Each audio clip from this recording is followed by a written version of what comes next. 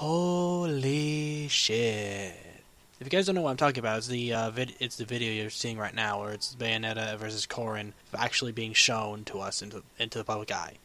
And I gotta admit, I'm more than pleasantly surprised. Like, I'm very hyped.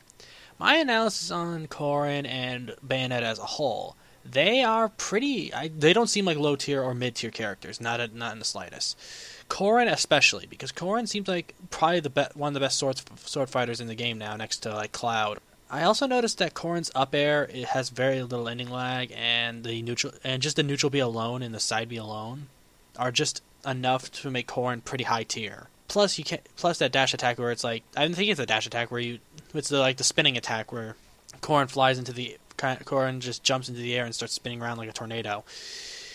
Anyway, I think Corrin is going to be kind of high tier just off the neutral B alone, let alone the range of the side smash and other bullshit like that. I personally think Corrin's going to be very high. Is going to be high tier with the way Corrin's is going. As for Bayonetta has the same kind of feel as Ryu, except having a lot more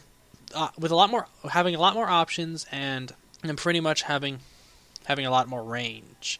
I know Ryu has the Hadouken and the other version of the Hadouken. I forgot what it's called off the top of my head. I think Bayonetta's not exactly top tier, but like very high tier, where it's like where she like follows with Ryu, except higher, in my personal opinion. I imagine her being like a midweight character. Corrin seems very, very, very fun for like Marth, Roy, any Fire Emblem main, especially me since I kind of main Marth and Roy. So Corrin's kind of like a unique variant of Marth and Roy.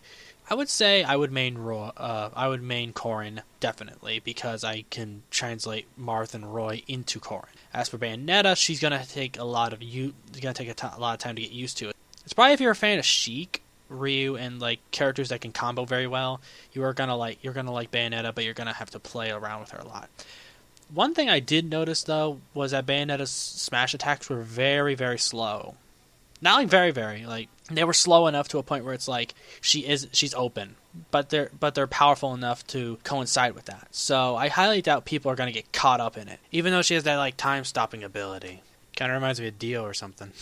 But that's pretty much my analysis. I am so happy to see a video covering their movesets and junk like that. I am so excited and so hyped up for this, especially with the release date of February 3rd or February 4th. If I remember correctly. I'll check back that. Their movesets are exactly what I thought they'd be. I imagined Corrin being a lot like Marth, but having a lot of variants to make him or her different, and being kind of powerful and unique. And then again, I had lower expectations for Corrin, but higher expectations for Bayonetta. But that's my personal opinion. But I'm not disappointed in them at all. But I think you get the idea. This has been a guy in a top end. I bid you, ladies and gentlemen, farewell, and take care.